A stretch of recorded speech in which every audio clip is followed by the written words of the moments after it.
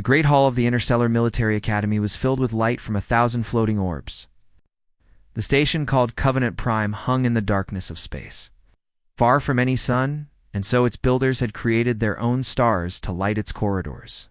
Today those lights burned brighter than usual, because today was the most important day in the Academy's calendar. Today was the mentor selection ceremony. Commander Lucas Grant stood at the far end of the hall, his back straight and his hands clasped behind him. He wore the dark blue uniform of Earth's expeditionary fleet, and on his chest were the medals he had earned in 30 years of service. His hair was gray at the temples, and there were lines around his eyes from years of squinting at stars through cockpit windows. He was 53 years old, and he was the only human instructor at the academy. The other mentors stood in groups around the hall. The Valorians, tall beings with skin that looked like living crystal, gathered near the eastern windows. Their bodies caught the light and scattered it into rainbows across the floor.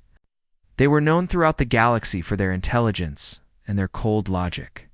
Their greatest general, a being named Prism, stood among them with an expression of quiet superiority.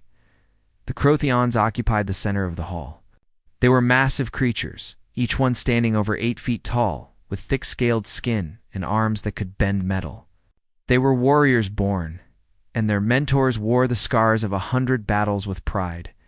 War Chief Goem, the most decorated soldier in Crothian history, laughed loudly at something one of his companions said. The Mindari floated near the ceiling, their transparent bodies drifting like jellyfish through water. They were telepaths, able to read thoughts and share memories with a touch. Their elder, a being called Silence, watched everything with eyes that glowed soft blue. There were 9 other species represented in the hall, each with their own mentors, their own legends, their own heroes. And then there was Lucas, standing alone, representing a species that had joined the Galactic Council only 200 years ago. Too many in this room, humans were still newcomers, still children playing at being adults. Admiral Xyrax entered the hall, and the noise died down. He was a Voroth, an insect-like species with 4 arms and 4 eyes, and a clicking voice that carried authority. He served on the Council Oversight Committee, and it was his duty to oversee the ceremony. His eyes swept across the room, and when they landed on Lucas, they held there for a moment with something that looked like contempt. "Cadets of the Interstellar Military Academy," Xyrax announced, "today you will make the most important choice of your training. You will select a mentor to guide you through your final year. This mentor will teach you, challenge you, and prepare you for the responsibilities that await. Choose wisely." The doors at the back of the hall opened, and the cadets entered. There were 47 of them, young officers from 12 different species. They walked in nervous clusters, whispering to each other and glancing at the legendary figures who would soon guide their futures. Lucas watched them come. He knew most of their names by now. He had taught basic tactical theory to all of them in their second year, though he doubted many remembered. Human instructors were rarely memorable in a place like this. The Valorian cadets moved immediately toward Prism. That was expected. The Crothian cadets marched toward War Chief Goem, also expected. The pattern had repeated for centuries. Each species sought out its own kind, learned from its own legends, and continued the traditions that had defined them for thousands of years. Lucas prepared himself for the familiar feeling of standing alone. He had done this 7 times now. 7 years of watching young officers walk past him without a second glance. 7 years of being the mentor nobody wanted. But then something strange happened. A young Valorian named Christus stopped walking. She was tall and slender, her crystalline skin shifting between blue and purple as she stood in the light. She had been moving toward Prism with the other Valorians. But now she turned and looked across the hall at Lucas. For a long moment, she simply stood there. Then she walked away from her own people and crossed the hall. She stopped in front of the human commander and said nothing. She simply stood there at his side. The whispers began immediately. Prism's perfect features showed something that might have been confusion. Admiral Xyrax's mandibles clicked rapidly. Then a Crothian cadet stepped away from his group. His name was Thorum, and he was smaller than most of his kind, though still massive by human standards. He had been mocked his entire life for his size. Now he walked across the hall and stood beside Christus, beside the human. A Mindery cadet drifted down from near the ceiling. Her name was Whisper, and in all her years at the academy she had never spoken aloud. She communicated only through telepathy, as was traditional for her kind. She floated to Lucas's side, and her glow brightened slightly. One by one they came. A tiny Finari named Pip, barely 3 feet tall, with enormous eyes and quick hands. 2 Sethroni twins with scales of green and gold. A brooding Noctari who would never fit in with his shadow-dwelling people. More Valorians. More Crothians. More Mindari. Species that had been enemies for generations stood side by side. Within 5 minutes, every single cadet in the hall had gathered around Commander Lucas Grant. The silence that followed was absolute.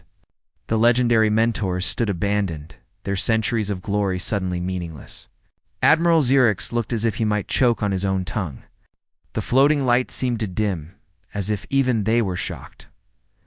Lucas looked at the young faces surrounding him. 47 cadets. 12 species.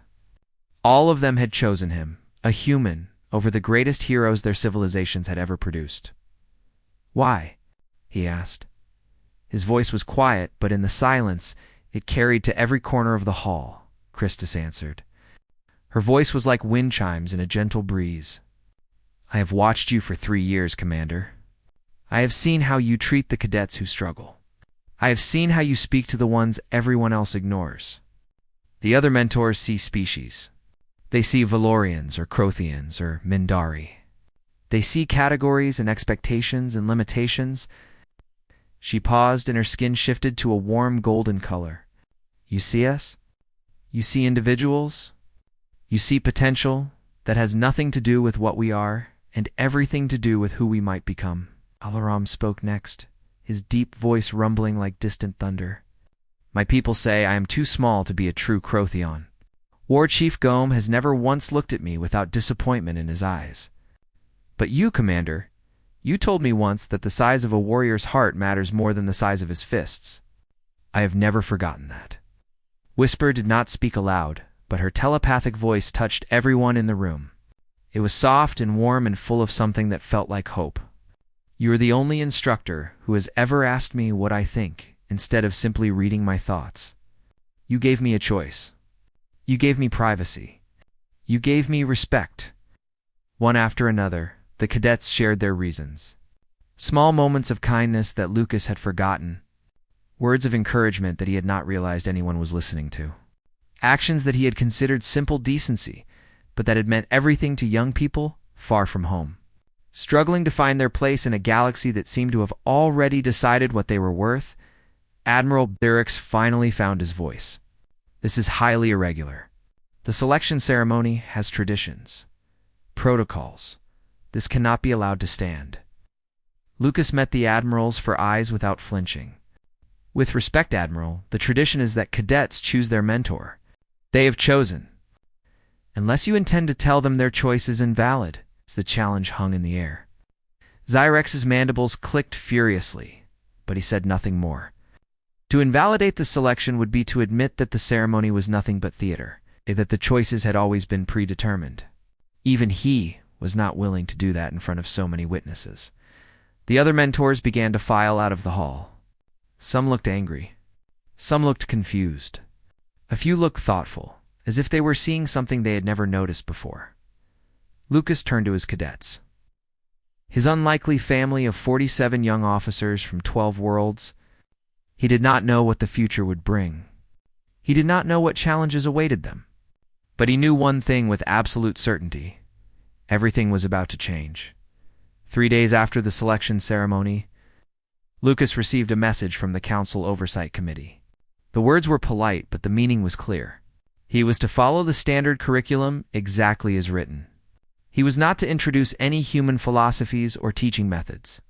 He was not to deviate from approved materials in any way. The message ended with a reminder that his position at the Academy existed only because of a treaty obligation, and that obligations could be reconsidered if problems arose. Lucas read the message twice. Then he deleted it and walked to his classroom.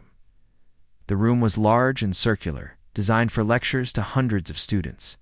But Lucas had rearranged the furniture. He had pushed the seats into a circle so that everyone could see everyone else. There were no front rows and no back rows. There was no place to hide and no place to feel superior. His 47 cadets were already waiting when he arrived. They sat in their species groups out of habit, Valorians with Valorians and Crothians with Crothians. Lucas looked at them for a long moment, and then he smiled. "Stand up," he said. "All of you." They obeyed, confused but curious. "Now sit down again. But this time, sit next to someone from a different species. Someone you have never spoken to before." Oh. There was hesitation. The cadets glanced at each other nervously. For most of them, their entire lives had been spent among their own kind.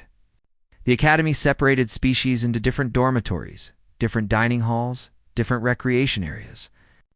Contact between species happened only in shared classes, and even then, students rarely interacted. Christus moved first. She walked across the circle and sat down next to Thorum. The massive Crothian looked startled, but he did not move away. Slowly, awkwardly, the others followed. Whisper floated down beside a Sethrani twin. Pip scrambled up onto a seat next to a Noctari, who looked deeply uncomfortable. When everyone was seated, Lucas nodded. "Good, now, introduce yourself to the person beside you. Tell them your name, where you come from, and one thing you are afraid of." The silence was heavy.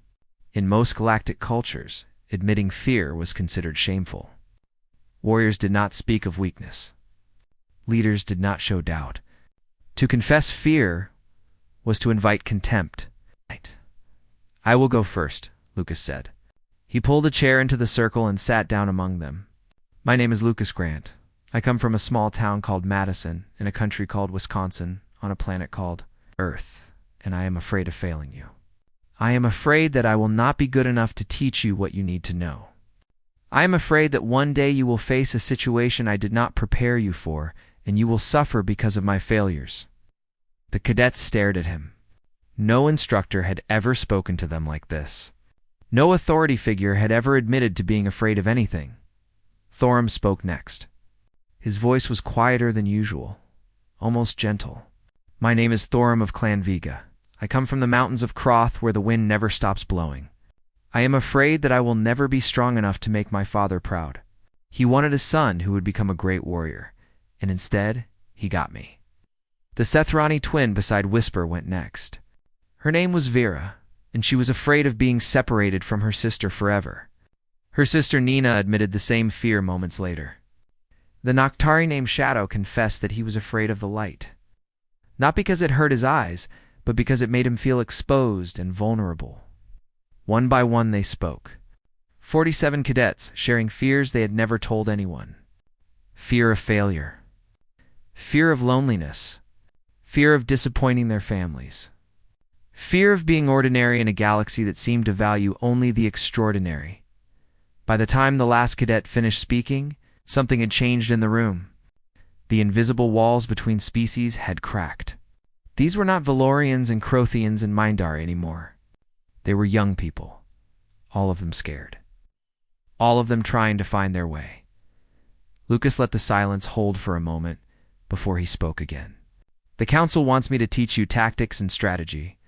They want me to turn you into efficient weapons that follow orders without question. But weapons break. Weapons are thrown away when they are no longer useful. I am not going to teach you to be weapons. What will you teach us?" Pip asked, her enormous eyes reflecting the room's light. "I am going to teach you to be survivors. I am going to teach you to be leaders. I am going to teach you to be family." Over the following weeks, Lucas taught them things that were not in any manual. He taught the Crothians that true strength meant protecting those weaker than themselves. He showed them videos of human firefighters running into burning buildings to save strangers. He told them stories of soldiers who threw themselves on explosives to shield their companions. Thorum wept openly during one of these lessons, and no one mocked him for it. He taught the Mindari that reading thoughts was not the same as understanding hearts. Whisper learned to ask questions instead of simply taking answers from other minds. She learned that people often thought one thing and felt another, and that the feelings mattered more than the thoughts. For the first time in her life, she began to speak aloud, her voice soft and uncertain, but growing stronger each day. He taught the Valorians that logic had limits. Christus struggled with this more than anyone. Her people prided themselves on rational thought, on decisions made without emotional interference. But Lucas showed her situations where logic failed, where the correct tactical choice was also the morally wrong choice. He taught her that sometimes the heart knew things the mind could not calculate. He taught them all about humanity. He did not glorify his species. He showed them the wars humans had fought against each other, the millions who had died because of hatred and greed and fear. He showed them the times humanity had nearly destroyed itself. But he also showed them how humans had survived, how they had learned from their mistakes, slowly and painfully, how they had built something better from the ashes of something terrible. "We are not special because we are strong," Lucas told them one evening as they sat together in the observation deck, watching the stars drift past. "We are special because we have been weak. We have failed more times than most species have existed, but we refused to give up. We adapted. We learned. We kept going." Cadets began to change in ways that surprised even Lucas. They started eating together in the human section of the dining hall. It's the only place where species were not separated. They studied together in mixed groups.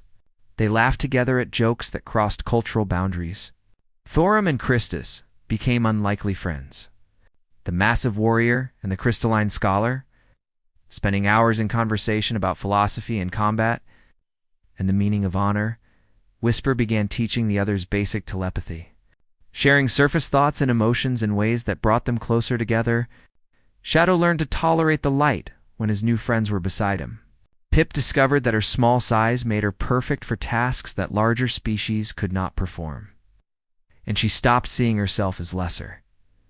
Admiral Zyrex watched all of this from a distance.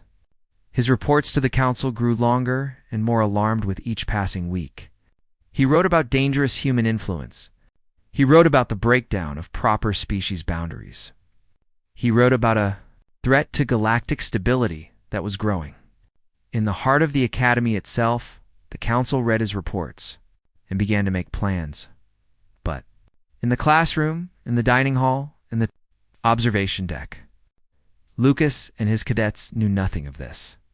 They only knew that, for the first time in their lives, they had found a place where they truly belonged. They had found each other. And they had found a teacher who saw them not as species or categories or expectations, but as exactly what they were, young people with the potential to change everything.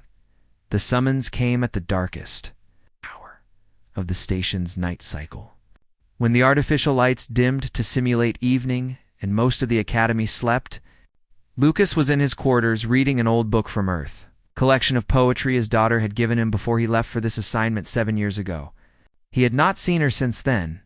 Communication across such vast distances was expensive and slow, and he often wondered if she still remembered his face. The door chimed and he set the book aside. When he opened it, 2 armed guards stood in the corridor. They were Varathi, the same species as Admiral Zyrex. With hard shells and harder eyes, "Commander Grant, you will come with us." It was not a request. Lucas dressed in his formal uniform, taking his time despite the guards' impatience. He had learned long ago that dignity was sometimes the only weapon a person had. When he was ready, he walked between the guards with his head held high. The corridors of Covenant Prime were empty at this hour. Their footsteps echoed against metal walls as they made their way to the command spire, the tallest section of the station where the council's regional representatives kept their offices. Lucas had been there only once before, on the day he arrived to take his position. He remembered thinking how cold it felt, how the architecture seemed designed to make visitors feel small and insignificant.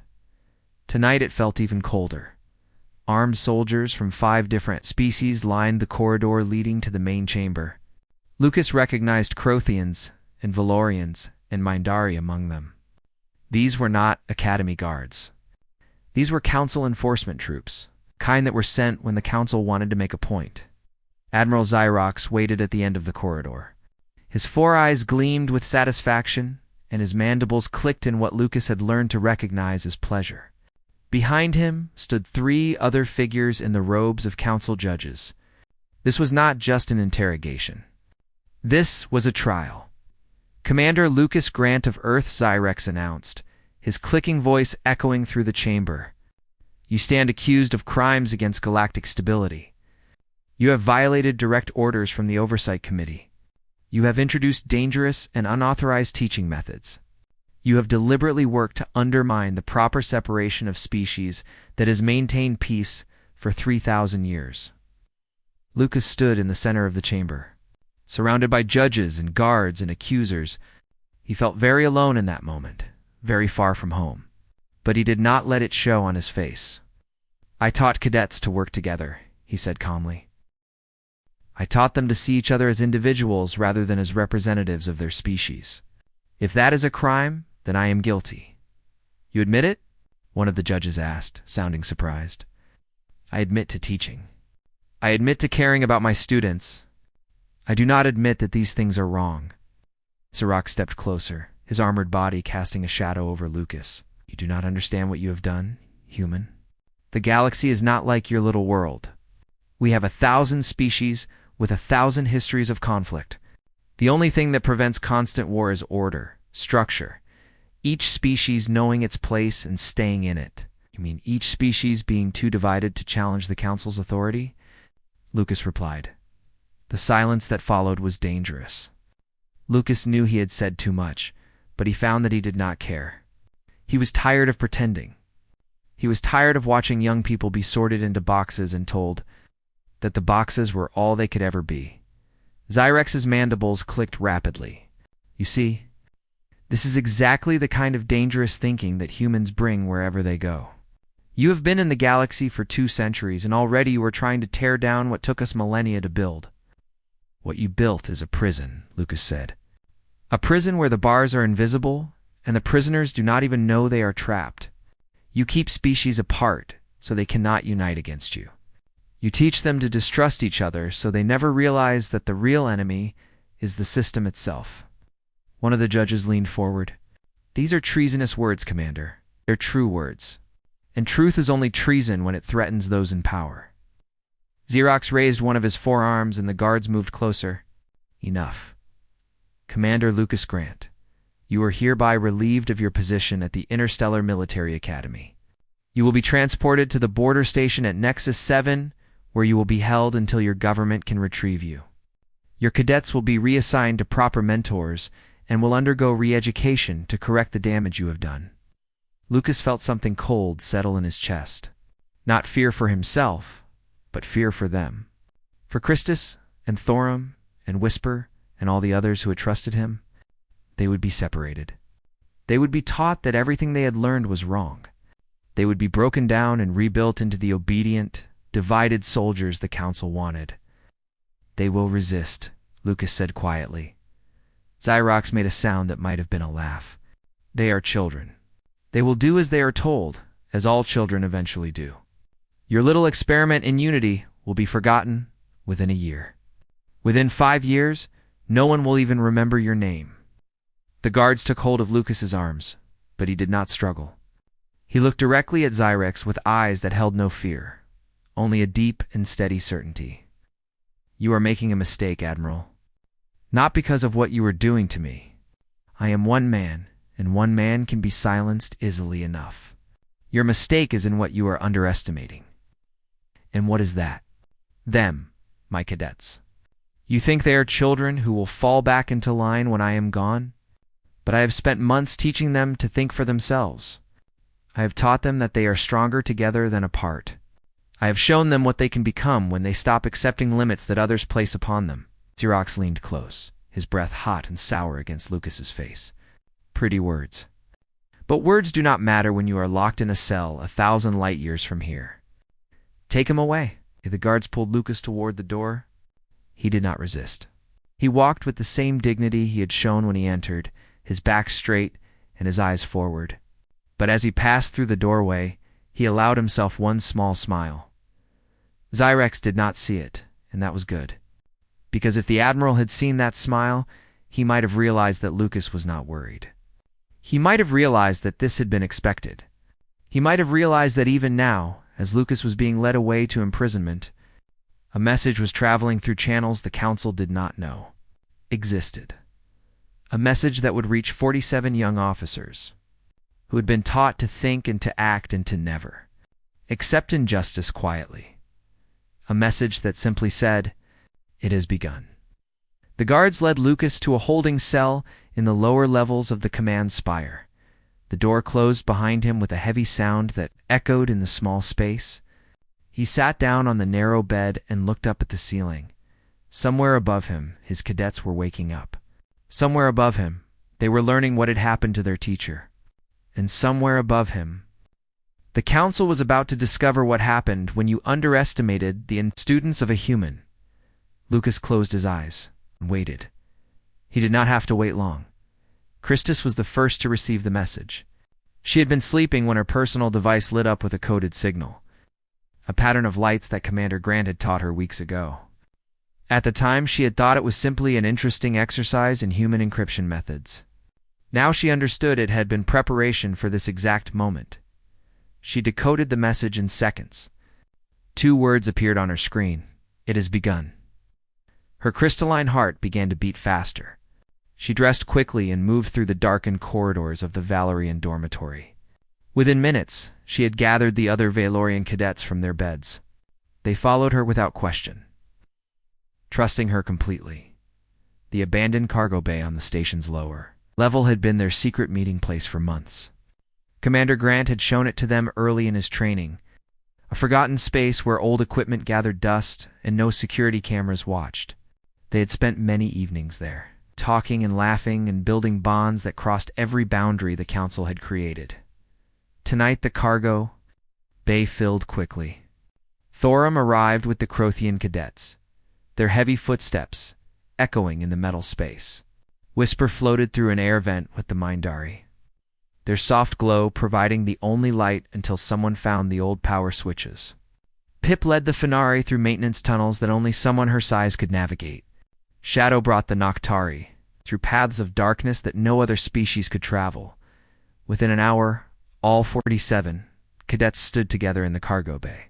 47 young officers from 12 species, united by a teacher who had shown them what they could become. Christus stood on a storage crate so everyone could see her. The light caught her crystalline skin and scattered rainbows across the worried faces of her companions. "They have taken Commander Grant," she announced.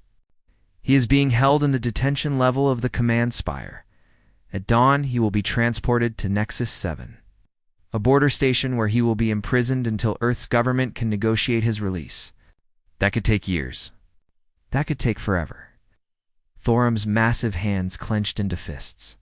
"We cannot allow this. He is our teacher, our leader. He believed in us when no one else did." "It is worse than that," Whisper said. Her telepathic voice touched all of them at once, soft but urgent. "I have sensed the thoughts of the guards and administrators. Once Commander Grant is gone, we will be separated. We will be assigned to new mentors from our own species. We will undergo re-education to remove his influence from our minds." A ripple of fear passed through the group. Re-education was a word that carried terrible weight. It meant memory alteration, personality adjustment, the systematic destruction of everything that made a person who they were. Pip climbed onto a crate beside Christus. Despite her tiny size, her voice carried clearly through the bay. "Commander Grant taught us that the greatest battles are not won with weapons. He said they are won with choices. This is our choice. We can accept what the Council wants to do to us. We can let them take our teacher and break us apart and turn us back into what we were before. Or we can fight." "How?" asked one of the Sethrani twins. "There are only 47 of us. The Council has armies. We do not need to fight armies," Christus said. "We only need to reach Commander Grant. We only need to show the Council that we will not be divided. Everything he taught us has prepared us for this moment." She looked around at the faces of her friends, Valorians and Crothians and Mindari and Finari and all the others.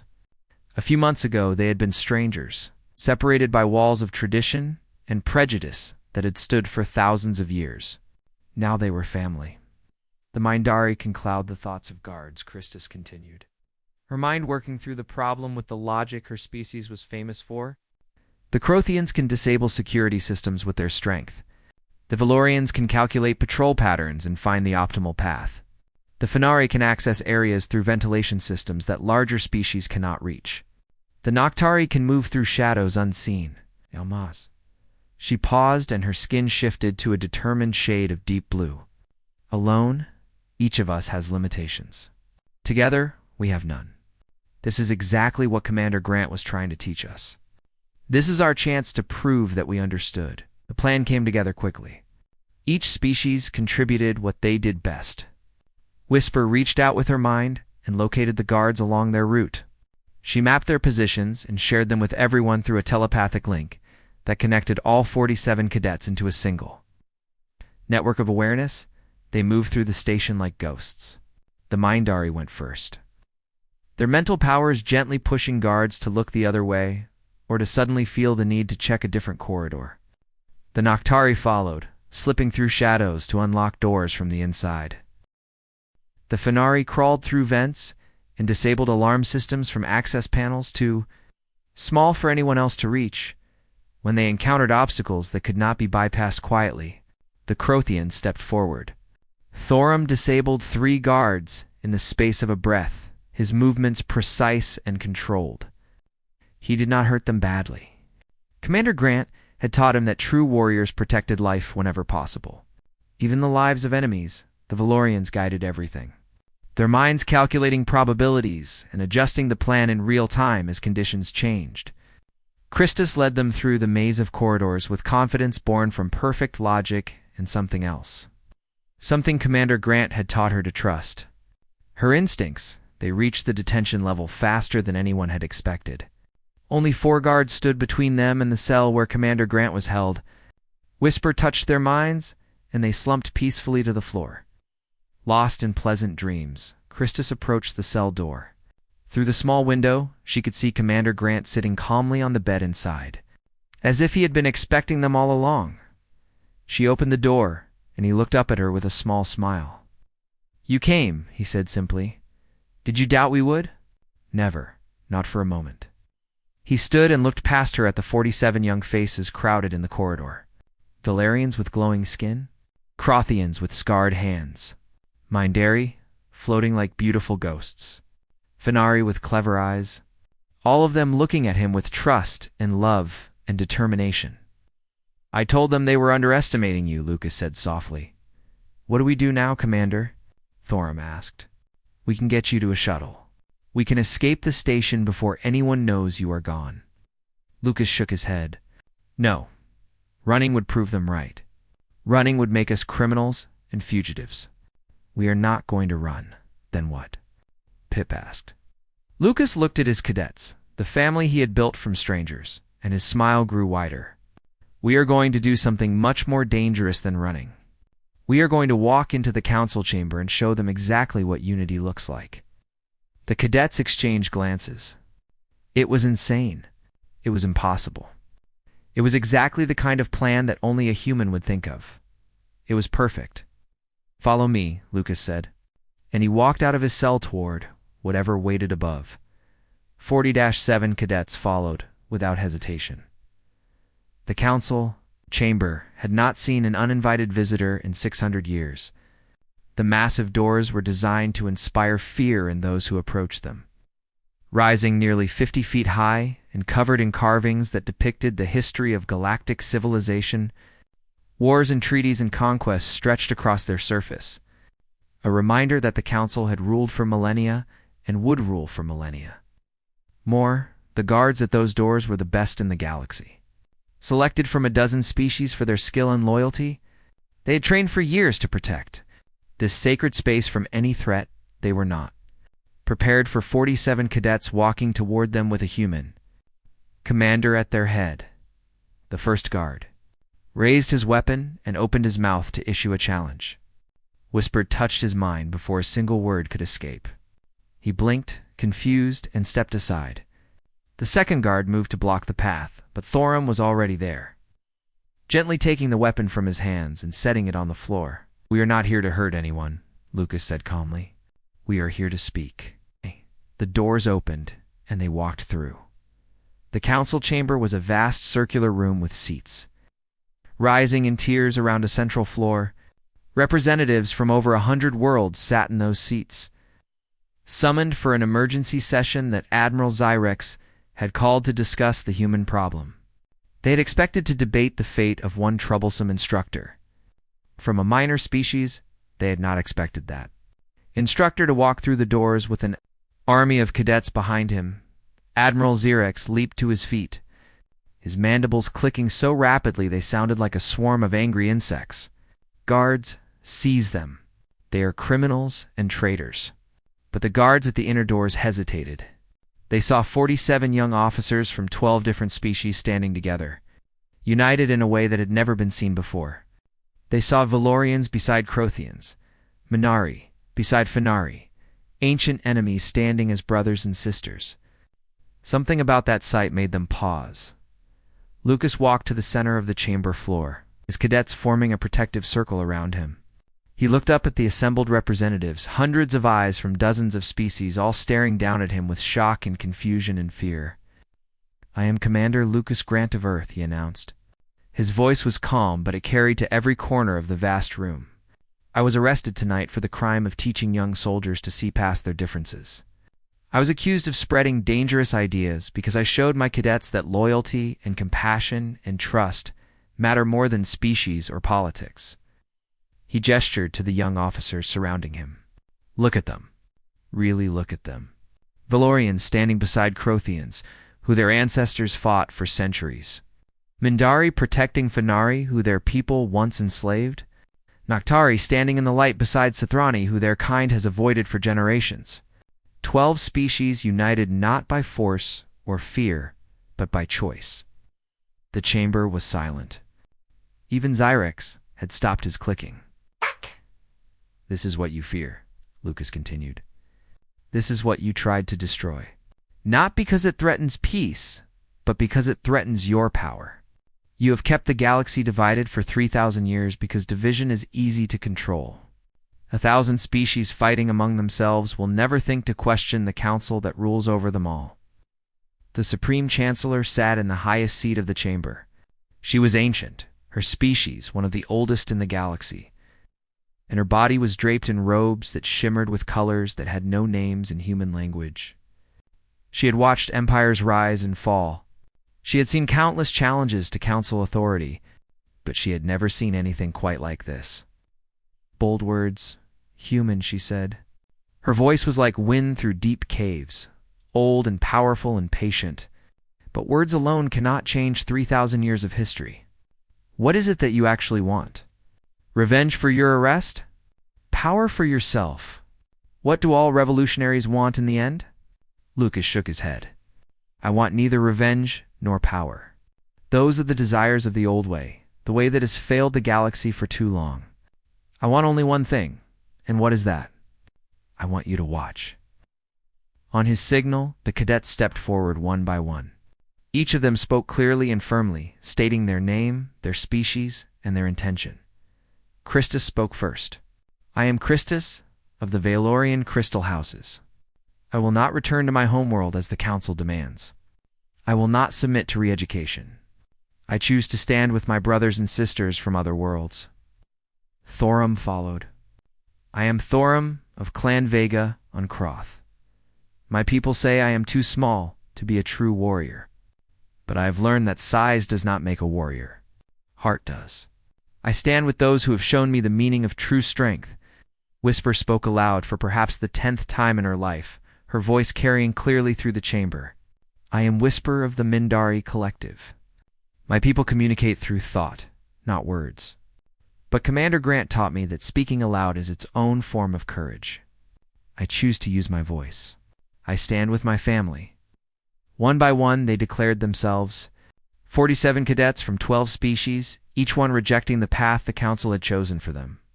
Each one choosing unity over division, family over tradition, hope over fear.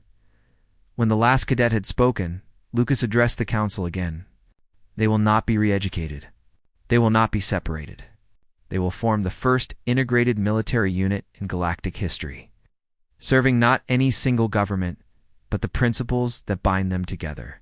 The principles I taught them. You cannot do this, Zyric sputtered.